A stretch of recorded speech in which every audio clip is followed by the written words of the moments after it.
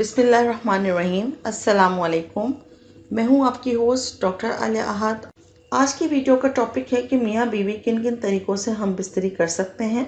शरीयत मुताहरा के अंदर किन किन तरीकों को पसंद किया गया है और किन तरीकों को नापसंद किया गया है।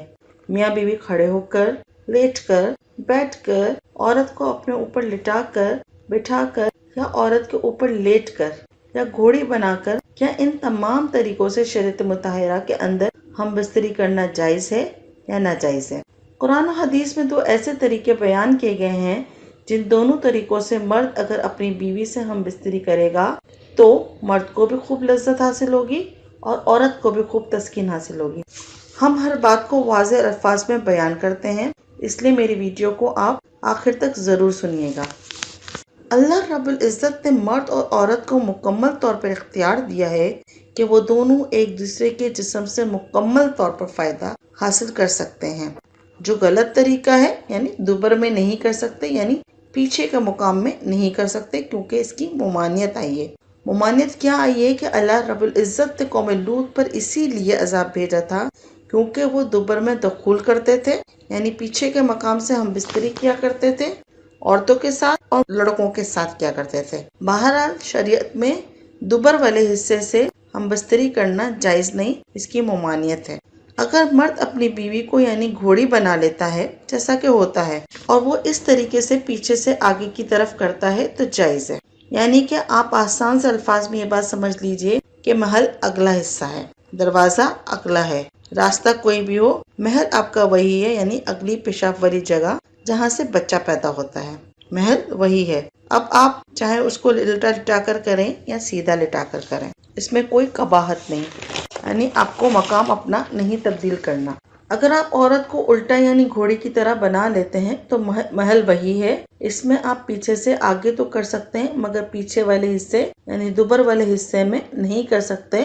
यानी शरीयत मुताहरा की बात तो आपको समझ में आ गई कि आप पीछे से आगे की तरफ तो कर सकते हैं, इसमें कोई मुमानियत नहीं, यानी पीछे करने, दुबर वाले हिस्से करने की मुमानियत है। अब मैं आपको दो ऐसे तरीके बयान करूंगी जिसको कुरान और हदीस में बयान किया गया है, और आज की साइंस भी इस बात का इकरार करती है, और डॉक्टर हजरात भी ये कहते हैं कि इन दोनों तरीकों से अगर हम बिस्तरी की जाए तो औरत को खूब लज्जत हासिल होगी और मर्द भी खूब तस्कीन हासिल करेगा। आइए इन दो तरीकों पर रोशनी डालते हैं। पहला तरीका ये लिखा हुआ है कि औरत को नीचे लिटा लें, जैसा कि औरत को नीचे लिटा लिया और इसके ऊपर खुद लेट गए। इस तरीके के बारे में लिखते हैं कि मर्द ऊपर रहे और औरत नीचे रहे, तो इसमें एक फायदा यह है कि मर्द को हरकत करने का पूरा पूरा मौका मिलेगा, जिससे लज्जत हासिल होगी, और दूसरा फायदा यह है कि औरत पर थोड़ा सा वजन आएगा, जिसकी वजह से उसकी लज्जत में इजाफा होगा और वो जल्द फारिग हो जाएगी। यानी इस तरीके से औरत के जल्द फारिग होने का इम्कान है। ये तरीका कि औरत नीचे रहे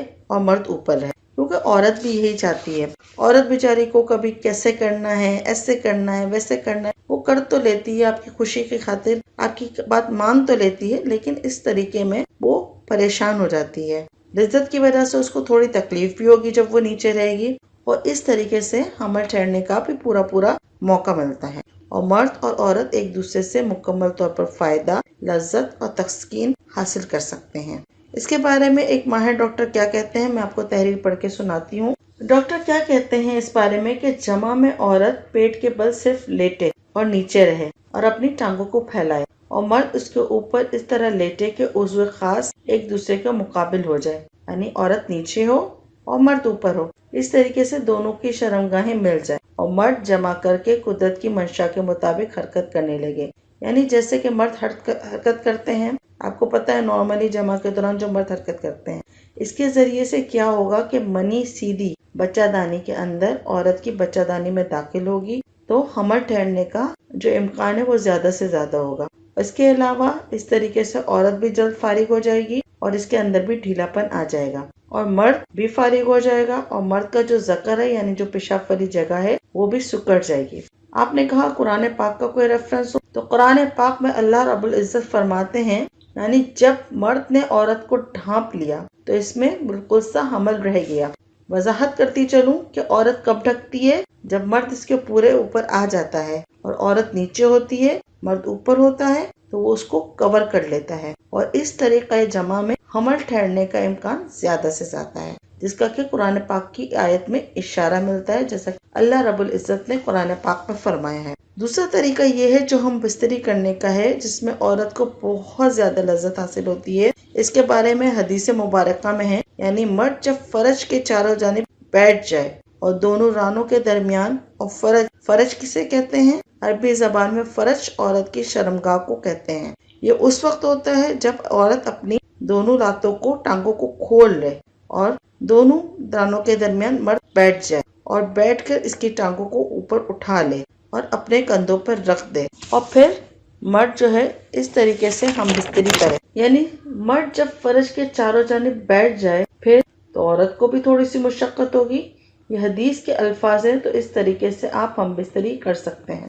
یہ دو طریقے ہیں جس کو شریعت نے پسند کیا۔ اس سے مرد اور عورت دونوں کو لذت و سکون حاصل ہوتا ہے اور اولاد ہونے کے، حمل ٹھہرنے کے زیادہ سے زیادہ امکانات بھی ہوتے ہیں۔ ان دو طریقوں سے ہم بستری کر سکتے ہیں۔ شریعت مطہرہ میں ان دو طریقوں کو پسندیدہ قرار دیا ہے۔ اس کے علاوہ اور بہت سے طریقے تھے جن کا ذکر کیا گیا تھا، لیکن دوبر والی جگہ، پیچھے والی جگہ سے ہم بستری کرنے کی ممانعت ہے۔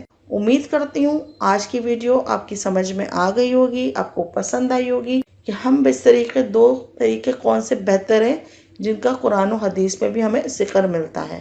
آپ کو اجازت دیجیے، اپنا بہت زیادہ خیال رکھیے گا۔ اللہ حافظ۔